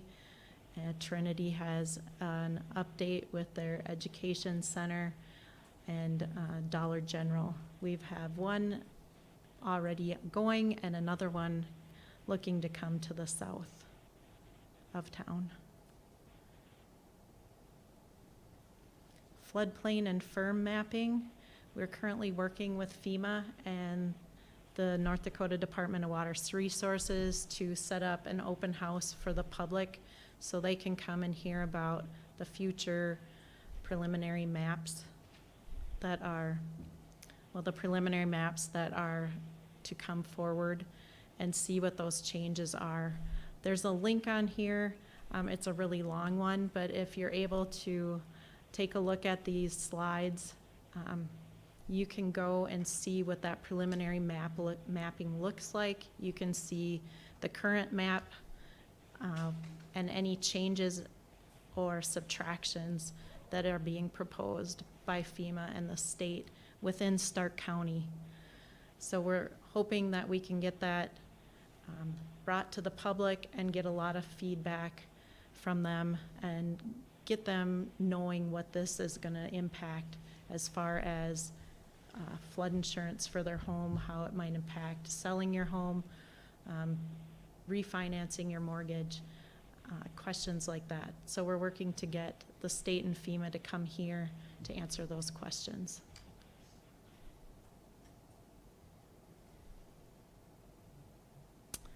And if you have any questions for me on this or anything, I would be happy to answer them. Otherwise, thank you for letting me present. Thank you, Mrs. Marshak. Any questions? A lot of activity. Good to see. Mr. President. Mr. Oderman. Mrs. Marshak, could you kind of update us just a little bit on the work on the floodplain plain mapping with FEMA and things like that, and just how that's going, what that looks like for the city? So what it looks like currently are, we were in the preliminary mapping stage. We're not quite sure what kicked it back to review. Now they've come out with preliminary maps again for us to review and look at. And we had a meeting a week or so ago with them on that. There are about 700 properties that are being added to our current floodplain and about 700 properties that are being removed. But those that are being impacted and added in, you know, the removals don't make them feel better. So we're really working to try and figure out if there's something we can do to help mitigate that. And we've gone through the processes of appealing. And so now that didn't go our way. They're asking for a lot of extra data, and it just doesn't fit in the timeline. Like, the maps will probably come final before we would be able to get there. So as staff, we're looking at other options, whether it's a regional pond or what we can do to mitigate that impact to the residents and properties that are being added. And that's what I was just going to ask, is like, is there any opportunity to work with FEMA, or would they have any ability to give us ideas on mitigation strategies that they've seen elsewhere? Because I mean, last night we had a water event that I'm sure a lot of people had some serious concerns, and they probably understand why they're now in the floodplain. But I think if there's something that we can do, I mean, if you drove to that northwest corner of town yesterday, you can see that that's where a lot of water comes through. And just wondering if there's something that we can do up there to help slow or mitigate the flow through town. The state has given us some ideas of how we can move through as have our consultant. So we are looking at a potential regional pond in that northwest area. And, you know, there's some other ideas too, but we haven't really vetted more as we're just finding out what those preliminary maps are saying. We had a lot of temporary ponds last night. There's a couple over at the new softball complex if you drive by there. Yeah. So. Yeah, that was pretty intense. Yeah, I would just, it would be nice to just hear maybe regular updates on that, just because I've gotten a couple calls from people. I'm sure other commissioners have gotten calls from people about how their flood insurance on their mortgage insurance is going up, $2,000 a year. So because they're in that new preliminary map. So there's something that we can do to help 700 people, not see a $2,000 hike in their mortgage insurance. That'd be nice to be able to help them out there. But I know we probably can't eliminate it for everybody, but whatever we can do to mitigate it would be great. So. Well, and Commissioner Oderman, I think staff's on the same page with you, and we are trying to do that, whatever we can for our residents. So that's the process that we're moving forward with, and we can definitely keep you updated on that process. Thank you. Yeah, I've even seen areas now that developers have done Lomars to get them out of the flood zone that are now back in under Yeah. this new map, and I mean, I'm not sure how that works. I think it's just the change in how they studied the area, and as they get more specific with the study, it adjusts how those maps come out. I mean, they approved the Lomar to take it out, and now it's back in certain parts of lots and certain areas. Like in Westridge, I've seen a few spots. So, Yeah, we're hoping that we can get those items addressed when we have an open house type of meeting, and we're hoping that word really gets out to residents. I know we've been sharing, but we'd really like for FEMA and the state to really take lead on that, because we want their presence here so that they are the ones that can help answer a lot of those questions that are on them with this project. So Any idea on when that might happen? we are trying to get it done as soon as possible. I think FEMA would like to see it done before the end of August. have we as a city sent out information to these proposed 700 people, I believe as- residences, or? Not to those residences because nothing was finalized yet, but I believe that information has been shared when the open house meetings were held for previous mappings. So we've had an open house before and nobody attended. Well, that's. So we're not sure if that was part of the issue, why maps were held up for a time. We don't really know what that reason was, but we really want to make sure that the residents are informed for this next meeting. So as soon as we can get a date, we want to make sure that those impacted residents for sure are getting notified, and anyone else, because it does encompass the whole county. So if there's questions anywhere else, Yeah, I this mean, meeting would be the one for them to come to also. Maybe it wouldn't even hurt to get those out sooner than later, even though if we don't know a date, just to give them some information on what would be coming, that they can contact the city and ask some questions. And I think we could do that. If that's the direction you want to give, we sure could put, like the link that I posted, that would help them see where their property is, because you can type in an address and it'll bring you there. Are you, sorry, are you able to put that like on the website where you have public notices, or on the Facebook page, just so it's easily accessible for people? Yep, I've already worked with IT on getting that moved forward so that that's on our website and even shared on Channel 19. so we're gonna find out that a lot of people don't probably look at those notices, and then they're gonna find out that all of a sudden they're Or if in, and you it's gonna be too late. Facebook or something, they'll probably click the link and go from there. Well, and the concern is too, depending if you don't use Facebook and you're not watching Channel 19, then maybe you aren't getting that information. So it wouldn't be a bad thing to send out a mailer. Maybe we, on these 700, if once it's finalized and we finalize the date, maybe, I'm sure in the database we can separate out and put notices in their utility bill. Unless some people are paying, auto paying, but everybody gets a hard copy bill, I don't. you know? No, I don't either. Okay. No, I mean. Okay, us dinosaurs that get a hard copy bill. Kathy I took suppose care you of still that. write checks, do you? I do. I do. It's okay. You'll see someday. Nothing wrong with that. I'm just thinking, I mean, we might have to look at multiple notification methods to get. And maybe to start, it's a postcard with that link so that they can see what's coming. Or have Aaron do the QR code for it. Or so, yeah, I mean, there's. There's So we can multiple just ways, scan but it and- That's another great idea that we can include, just so there's multiple ways that that information is available. But I agree with Mrs. Marshak. Majority of the time that we have these open houses, they are very poorly attended. Unless something is very controversial, but something like this, people just, they don't pay attention to it. So It's until they go to refinance and their Right. mortgage company, informs them they're now in the flood zone and need flood Or insurance. they go to sell. Yeah, or go to So- sell, yeah. I know even with just talking to some residents, they don't always understand when they do go to refinance or whatever and they find out that they're in the floodplain. You know, a lot of the feedback is, well, we've never flooded. It hasn't flooded for years. Why are we in a floodplain? And so just the information would be good. Let them know that they are. Yeah. I lived along that trench that went through, that, goes through Dickinson East. And even in the worst event, we never had water. But I didn't go down there yesterday to see what was happening.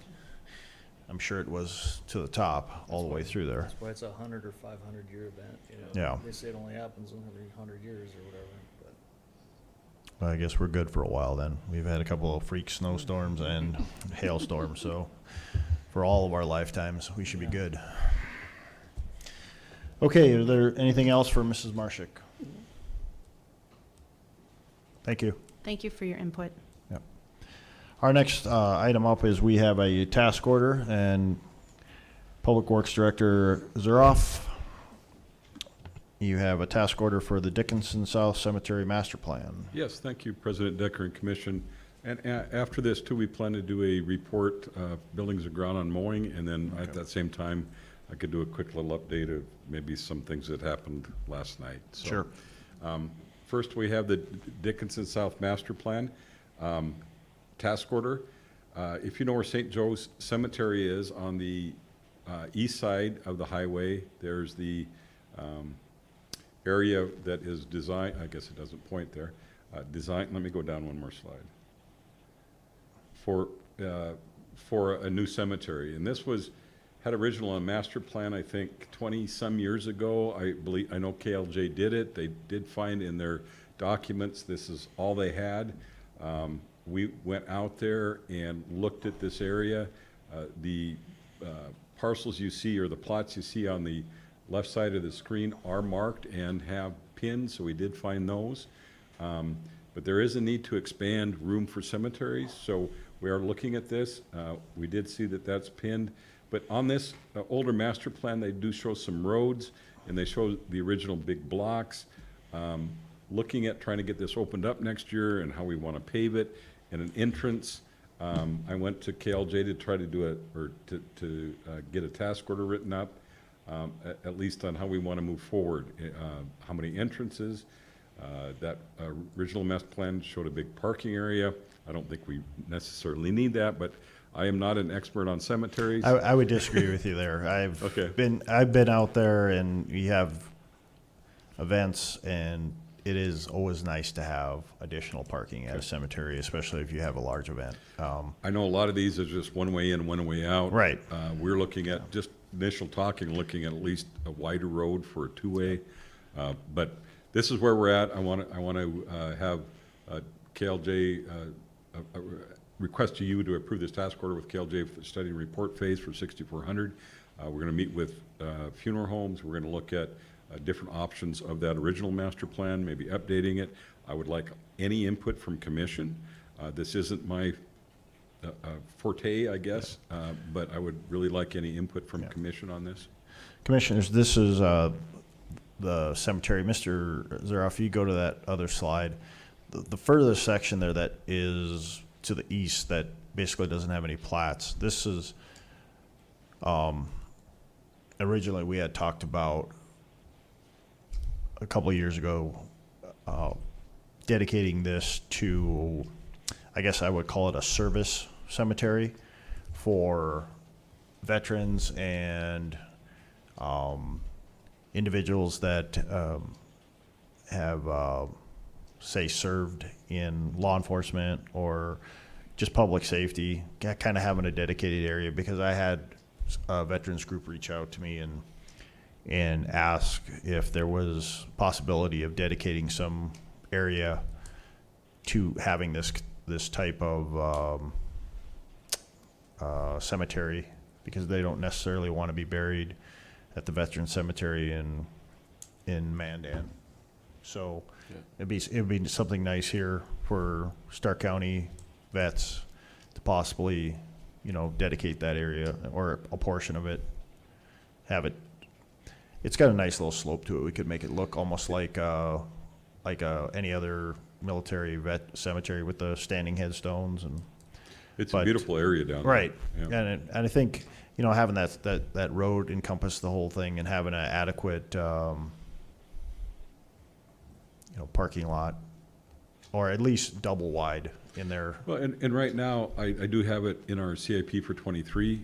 I didn't put a lot of money there. Right. But I guess that's why I want the input. Do we phase this? What areas do we want to add, like the veterans area? Do we want to keep this type of master plan? I guess when we meet with KLJ, I would surely welcome Yeah, any commissioner or yourself to be Yeah, part of that. I'd like Okay. to at least be able to convey to KLJ what, you know, some intent from the veterans groups. Okay. So, Good. Mr. Zaroff, just in an attempt to orientate myself here, that last slide that you just had up there, the far left, like the green blocks and stuff, Yes. on that, the overhead picture there, is that green area and then you got the field to the right? Yes, on Okay, the. So that's what we're looking at there. You're Okay. looking at the green area on the right side of the screen there is the platted area where there are Okay. pinned lots, plots, and that area is irrigated. I was just gonna say, that actually has sprinklers. Okay. And I just want to say, I appreciate the humility, but I think you know a lot more about cemeteries than I do.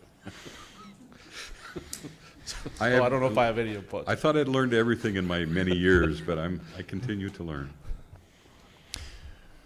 Okay, if there are no further questions for Mrs. Zuroff, this is Task Order 2204-00962 for KLJ to master plan the, a study and report phase for the expansion of the, I guess we'll call it Right now, I call it the South Cemetery. South Cemetery, I think I okay. referenced St. Joe's, but it is, I think, just Yeah, the it's South across Cemetery. from St. Joe's, Yeah, so- across from St. Joe's. So I'd look for, if there are no more questions or comments, I'd look for a motion. I'll move to approve. I have a motion to approve by Commissioner Walla, Second? second by Commissioner Sobeluk. Any further questions or comments? Hearing none, we'll vote. Ms. Walla, Aye. Mrs. Sobeluk, Aye. Mr. Frederick, Aye. Mr. Oderman. Aye. Chair votes aye. Thank you, President Decker and Commission. We have a couple reports. Lee Scabo is here with Buildings and Grounds. He'll give you a mowing update where we are. It's been a really challenging spring. And of course, yesterday with our storm and the rain continues to make it difficult to get all our spring projects caught up. So we are fully staffed for seasonals in Buildings and Grounds. They've been mowing continuously. But with the storm yesterday again, rain and the storm, we had a lot of catch up again to do today. Yesterday we had, of course, multiple issues. Of course, the underpass was flooded like, you know, even in a small storm that happens. I was out at Public Works and, you know, when that hit, our SCADA calls us when that alarm, when it reaches that level. But it was flooded. You know, usually when it hits there, we have a little bit of time, but it was completely flooded by the time anybody got there. I assume the flashers work. I think PD noticed it right away when we went out and dropped the gates, the new gates quickly, but it was amazing how quickly that flooded. Both pumps were running, we could see, but of course with that amount of rain, you can't keep up. Another issue we had was over on Fairway, one of our large storm lines pressured up and lifted a portion of the street. They're digging that out today, and I think we have some resolution to keep it from getting pressurized in the future. It has happened before. That's one area that picks up all of the rec center and some of the hospital, and it goes right by neighbors in that area. We'll look at it, but I think we'll get it fixed and hopefully paved tomorrow unless we need to dry it out, so that should be repaired pretty quickly. Another of the issues we had here at City Hall, they have a large roof drain pipe in the newer pipe in the basement. It was banded, it pressured up and exploded, and so the whole basement was full of 6 to 8 inches of water. And so Buildings and Grounds crew, water crew, street crew were cleaning and cleaned, I think got done about 11 last night, and then finished this morning trying to repair that water we had in the basement here, and fans were continuing to blow down there to try to dry that out. I know there was other issues of drainages, but those were kind of the main ones of the city. We didn't have any major issues with our lift stations, which is amazing with that amount of water. I think it was more like a flash flood in a lot of areas, but I was amazed at Public Works. There was no hail until I got north, and I saw the hail everywhere, and especially the street on Fairway. It looked like we had another snowstorm there. Yeah, So I live over in that west side. Yeah. and My street was like a river. I mean, Yeah. I've never seen that much water at one time. So I was sitting in JD's barbecue when it started, and it was crazy. I've never seen anything like it. still had a snowbank in my backyard this morning. right. Hail bank. There are a lot of streets that, you know, are dirty. We're out sweeping today and again tomorrow. We're trying to get the downtown swept up and prepared for First on First. Of course, there's construction going on, you know, next door in our town square, but, you know, continue to be out there. And then, of course, with the rain and the sunshine, the grass grows is amazing. It's like to see the green grass, but it is very tall all over. But Lee Scabo is here to give an update on his mowing and cemeteries and what challenges they had this year, so I'll let him come up and give you a little information. Thank you. Thank you. President Decker, Commissioners, just going to give you a quick overview of our mowing schedule. We'll start with the week before Memorial Day. Is we hit all the cemeteries, we mow it, weed eat it, and then when we're done, we go back and blow off all the headstones, so everything looks good. And that usually takes about 3 days. Then that next week, what we try to do is go to all the drainage ditches, get those mowed down, weed eated, and that takes about 3 days. Most years, once we do that first initial cemetery mowing, then we don't go back for about another 3 weeks. This year, we had to go back the week after because it had grown so much. And that put us behind on all the right-of-ways, ditches, and any city property. After the ditches and cemeteries were done, we start working on all the right-of-ways and city-owned property. Every Thursday, we mow the park by the museum, Mausoleum, LEC Center, that strip west of the LEC Center, New Cemetery. We push mow the front lawn at Public Works, and we do the Armory. We had lots of rain days this year, which put us behind.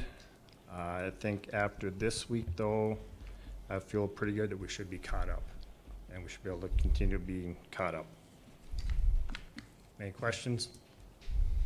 Any questions for Mr. Scabo? Mr. Scabo, I just want to say, I think, all things considered, I know how hard it's been to stay up on top of my own lawn this year, with how wet it's been and how fast everything's grown. I think you guys have done a phenomenal job. Thank and you. A commendable job. So keep up the good work, because I know you guys are probably getting complaints here and there, but people need to think about what it's like to keep on top of their own lawn right now, and it's difficult. So. And I know this was done last year or 2 years ago, but the total acres that we mow is right around 190 acres. And that's just a one-time go-through mowing. And we mow multiple things 4 or 5 times a year.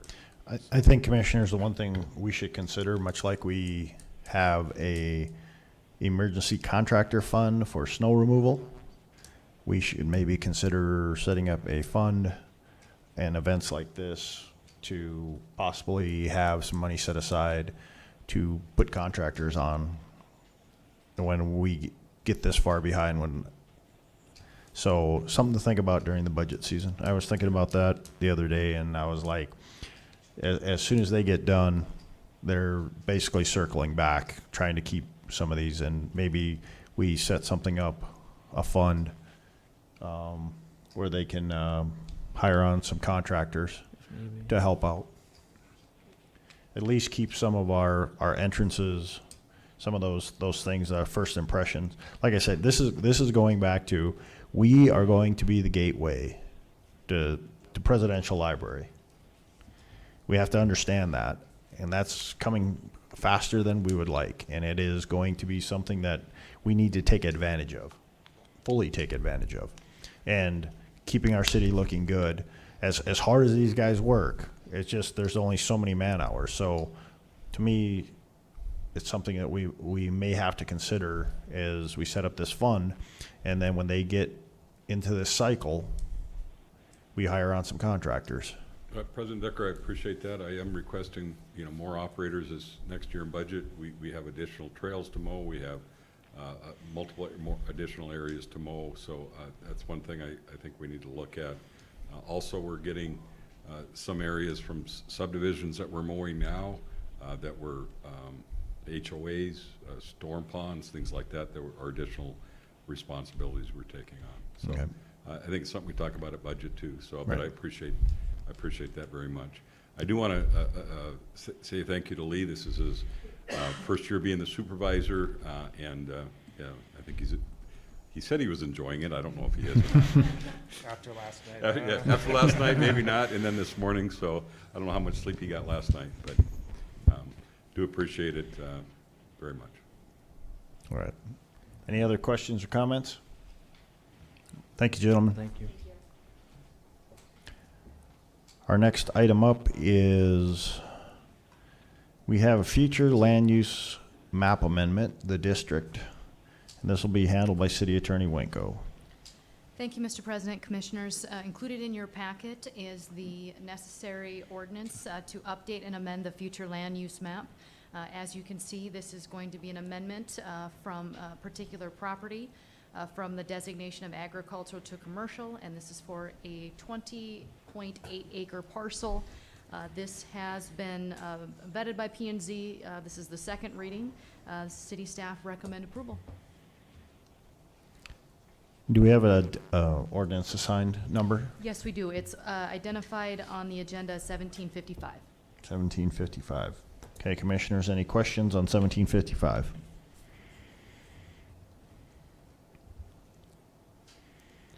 Mr. President, move to approve. We have a motion to approve 1755 by Second. Commissioner Oderman, Second. second by Commissioner Frederick. Any further discussion? Hearing none, we'll vote. Mr. Oderman? Aye. Mr. Frederick? Aye. Ms. Walla? Aye. Mrs. Sobeluk? Aye. Chair votes aye. Motion carries. Our next item up is a rezoning request, for the district addition. This is the consideration to approve the second reading and final passage of ordinance number 1756. Mrs. Winko? Thank you, Mr. President, Commissioners. Enclosed in your packet is the proposed ordinance for 1756. This will amend certain district zoning maps within the city's jurisdiction. This again relates to the 20.85 acre parcel that we previously addressed with the future land use map. This would change the zoning designation from agricultural to community commercial. This is a second reading. There have been no changes since the first reading. Staff recommend approval. Thank you, Mrs. Winko. Any questions or comments for city staff? Hearing none, I look for a motion. I'll move to approve. We have a motion to approve by Commissioner Walla, Second? second by Commissioner Sobeluk. Any further discussion? Questions? Hearing none, we'll vote. Ms. Walla? Aye. Mrs. Sobeluk? Aye. Mr. Frederick? Aye. Mr. Oderman? Aye. Chair votes aye, motion carries. Our next item up is a special use permit for group daycare located at 1387 24th Street West. This is a consideration to approve resolution, should be 18/20/22, and this will be handled by building official Schwint. Welcome. Mayor Decker, Commissioners. The applicant, Ashley Rasmussen, presented a request for a special use permit for an operation of a group daycare facility at the structure located at 1387 24th Street West, City of Dickinson, Stark County, North Dakota. The applicant presented at the June 15th meeting of the Planning and Zoning Board with a public hearing. A motion with approval for a special use permit was made by the Planning and Zoning Board dated June 15th. City staff recommends approval. Thank you, Mr. Schwint. Any questions for Mr. Schwint?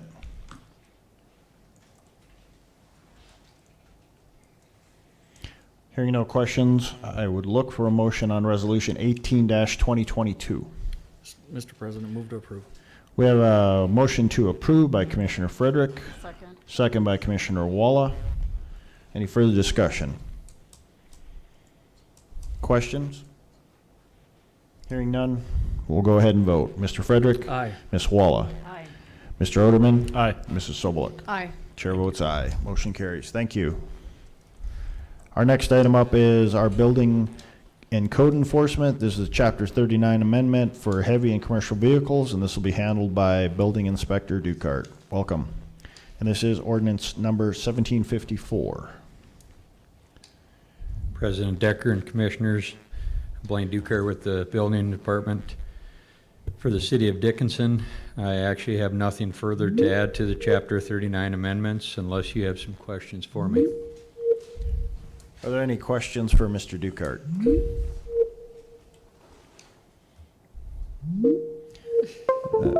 Command Center, you have an incoming call, it sounds like. Or something of the sort.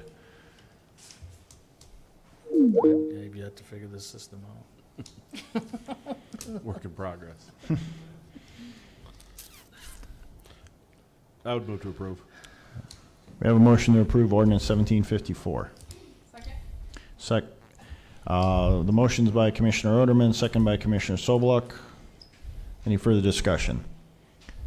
Questions? Hearing none, we'll vote. Mr. Oderman? Aye. Mrs. Sobeluk? Aye. Mr. Frederick? Aye. Ms. Walla? Aye. Chair votes aye. Motion carries. Our last item up this evening is out of Building and Code Enforcement. We have a report, code compliance update by Code Enforcement Officer Johnson. Welcome. Good evening, President and Commissioners. Code Enforcement Officer Tiffany Johnson. I'm really just here to piggyback off of what Lee talked about. He gave us an update about the city, so I just wanted to update you on how the public has been doing with their grass. We have noted 343 properties that have been in violation of the tall grass ordinance. 156 of those properties have included some type of noxious weed. Out of those 343 properties, we have only sent our city contractors to 5, and we have sent our city sprayer to 1. So I think the public is doing a pretty good job keeping up with the grass. Large areas that were sprayed last year for noxious weeds have shown great improvement. A lot of areas have little to no presence of noxious weeds. There are a few areas that will need to be touched again this season.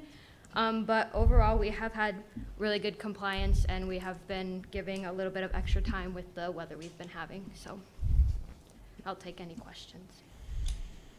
Thank you. Any questions for Code Enforcement Officer Johnson? Thank you. Thank you. Thank you. Thank you. Last item up is Commissioners. This is your time. Item 10, any comments, questions, anything you would like to bring up for the public? I would like to bring up that it is Ms. Walla's last meeting, official city commission. And we really appreciate your 4 years here. It has. Do you? Yeah, I do. I do. I do. Really? Yeah, I do. I think anytime an individual steps up and serves in this capacity, it is something to be noted. I mean, we deal with a lot. I appreciate the 4 years. I've learned a lot, but it's a real big time commitment. It is more than most people know. Yeah, so. That's why you get paid the big bucks. Yeah. So no, I mean, I'll still be involved in certain boards and that, but yeah. Good. Time Good. to step back a little bit and let Dr. Bear take over. Yeah. Well, I'm sure we'll see you around the chamber and some of those other Chamber events. and So, but youth events. I know I really appreciate the time you've given to the city. So, Thank you. Agreed. so thank you so much.